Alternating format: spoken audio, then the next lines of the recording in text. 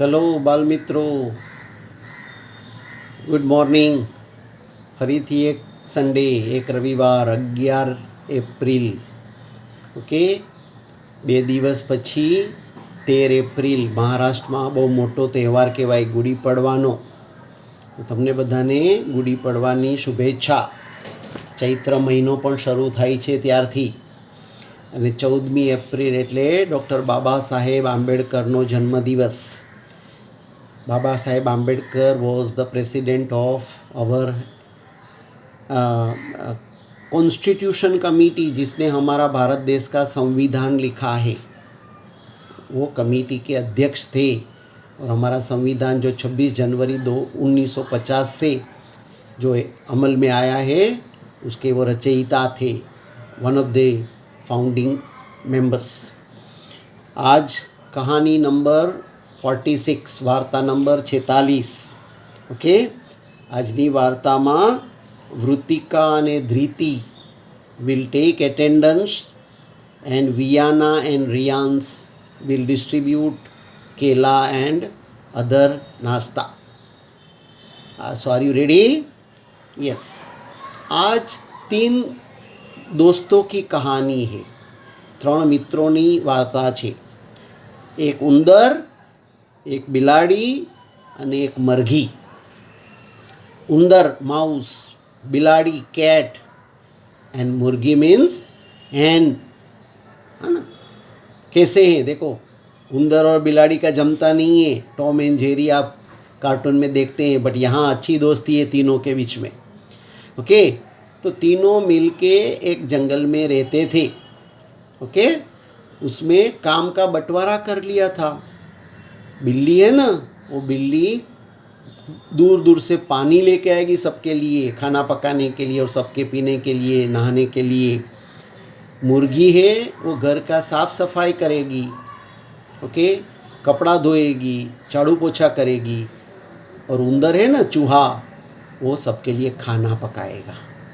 स्वादिष्ट, एकदम टेस्टी खाना पकाएगा उंदर भाई.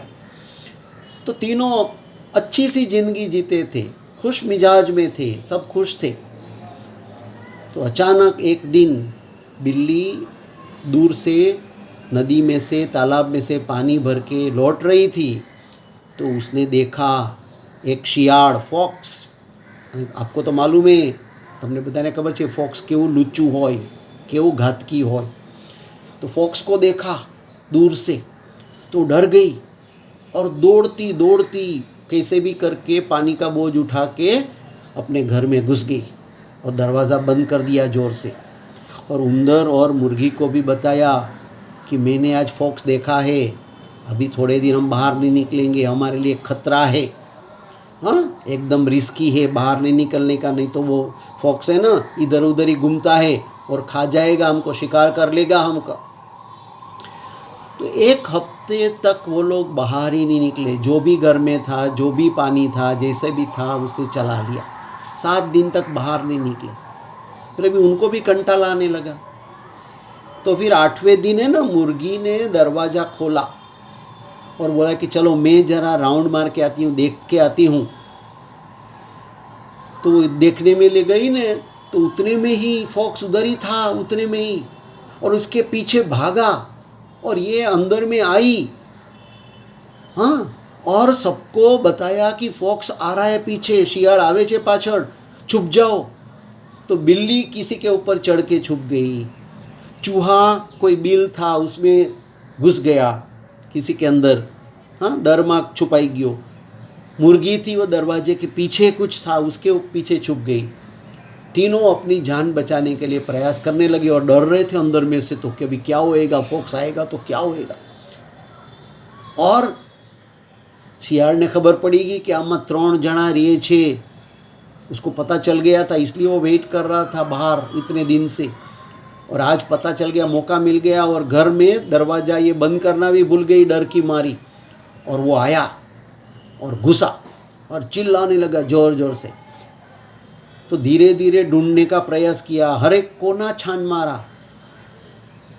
हाँ, और उसने सोचा यहाँ से मैं ये तीनों को लेके जाऊँगा थैले में भर के, और मेरे घर पे जाके उसको आराम से खाना बना के रसोई करके मैं खाऊँगा।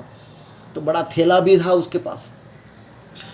तो धीरे धीरे उसने बिल्ली को पकड़ लिया। थोड़ी देर के बाद चूहा से रहा नहीं गया तो वो कुछ बोलने गया तो उसको पकड़ लिया। तो मुर्गी आवाज़ करने गई तो मुर्गी भी बाहर खुली पड़ गई, तो मुर्गी को भी पकड़ लिया। तो एक के बाद एक करके सबको वो थैले में बंद कर दिया और रस्सी से बांध दिया। और अभी तीनों वजन वाले थे, वेट था, फिर भी उसको तो मज़ा पड़ गया, आज कितने मज़ा आएगा खाने का। ऐसा करके बोझ कंधों पे वो थैला भर के निकल गया अपने घर पे जाने के लिए। तो घर कोई नज़दीक में नहीं था, दूर था। हाँ, तो कितना दूर जाना पड़ता था। तो उसमें एक हिल जैसा आता था, हाँ ऐसा आता है ना, स्लॉप।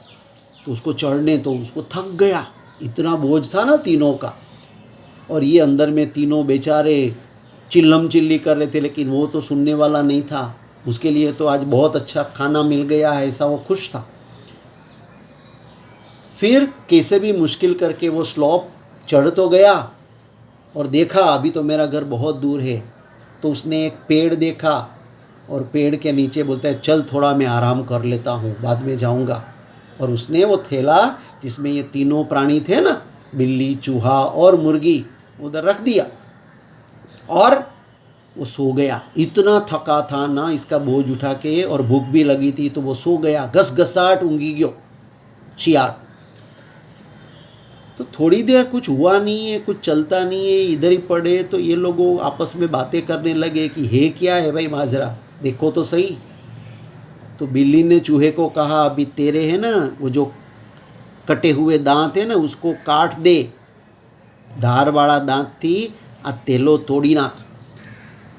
तो ચૂહાએ ઉંદરે પોતાના દાંતથી જેમ ચાકુ છરી ઘુમાવે ને એવી રીતે પોતાના દાંતથી એને થેલો તોડી નાખ્યો અને પોતે બહાર નીકળી ગયો અને બહાર નીકળી અને પેલું જે બાંધ્યું હતું ને દોરી, એ દોરી કાપી નાખી અને એક પછી એક બંનેને બહાર કાઢ્યા. પહેલાં મુરગીને કાઢી અને પછી બિલ્લીને બહાર કાઢી. બિલ્લી કે આપણે અહીંથી જતા રહેશું એમને એમ તો શિયાળ આપણે છોડશે નહીં, એના કરતાં આપણે એક યુક્તિ કરીએ. તો કે શું? તો કે અહીં જો પથ્થર પડ્યા છે, તો કે આપણે છે ને 3 પથ્થર આપણા વજન જેટલા લગભગ પથ્થર 3 લઈ અને આ થેલાની અંદર નાખી દઈએ. તો મુરગી અને ઉંદર પથ્થર લાવ્યા અને થેલાની અંદર નાખ્યા અને બિલાડીએ થેલાને પાછો બાંધી દોરીથી અને જતા રહ્યા. અને શિયાળ તો એટલું થાક્યું હતું ને કે એને કંઈ ખબર જ ના પડી કે આ લોકો શું કર્યું ને ક્યાં ગયા ને ક્યારે જતા રહ્યા. તો એ તો ઘસઘસાટ ઊંઘતું હતું, એમાં 3 જતા રહ્યા અને પોતાના ઘરે પહોંચી ગયા કે હાસ હવે આપણે બચી ગયા, હવે જે થવું હોય શિયાળભાઈનું. તો કેટલી વારે પછી સાંજ થઈ ગઈ અને શિયાળ જાગ્યો અને જોયું અરે સાંજ પડવા આવી છે, હવે મારે તો ઘરે પહોંચતા ટાઈમ લાગશે. એમ કરીને પાછું થાક ઉતરી ગયો હતો એટલે પાછું વજન ઉપાડી અને જેમ તેમ કરી થાકતું થાકતું પોતાના ઘરે પહોંચ્યું. ચૂલો સળગાવ્યો, પાણીનું તપેલું લીધું અને ગરમ કરવા મૂક્યું. અને જેવું પાણી ગરમ થવા માંડ્યું ને, ચાલ હવે આ ખોલું. તો ખોલી અને એણે તો આખો થેલો ઉલટો કર્યો, એક પછી એક ના કાઢ્યા, આખો થેલો ઉલટો કરી નાખ્યો ગરમ પાણીમાં. ગરમ પાણીમાં પથ્થર પડ્યા ને જોરથી, તો પાણી ઉડ્યું, ગરમ પાણી ઉડ્યું શિયાળને ઉપર અને શિયાળને ફોડલા થઈ ગયા. શિયાળ રાડારાડ કરવા માંડ્યું, चिल्लम चिल्ली करने लगा. गर्म पानी उसके ऊपर गिरा तो वो जल गया, उसको फोड़े आ गए और दर्द होने लगा. और बाकी का जो पानी था वो चूल्हा जलता था ना उसमें गिरा, तो वो भी चूल्हा भी ठंडा हो गया. आग जो लगी थी वो बुझ गई. और इधर शियाળ का शरीर के ऊपर बड़े बड़े ફોલ્લે આ ગए, હા ફોડલા થઈ ગયા અને દર્દ થવા માંડ્યું, એને ચીસો પાડતું હતું. અને એણે જો કીધું કે જો આ ત્રણેયને હું પકડી આવ્યો હતો એટલે મને આવું થયું.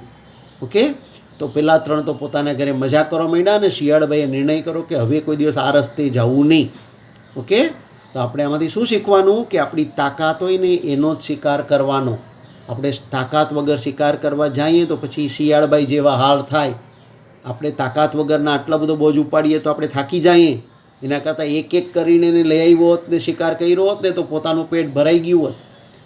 એટલે જિંદગીમાં આવી વસ્તુ ધ્યાનમાં રાખવાની. અને આ ત્રણેય પાકા દોસ્ત હતા, ફાસ્ટ ફ્રેન્ડ્સ થે તો બચ ગયે. हाँ बुद्धि लड़ा के. ठीक है, चलो નાસ્તો કરી લો, કેળાના छिलका ડસ્ટબિનમાં નાખી દો. પાછી એક વાર્તા સાથે આપણે આવતા રવિવારે 18 તારીખે મળશું. આવજો, બાય, જય શ્રી કૃષ્ણ, સી યુ.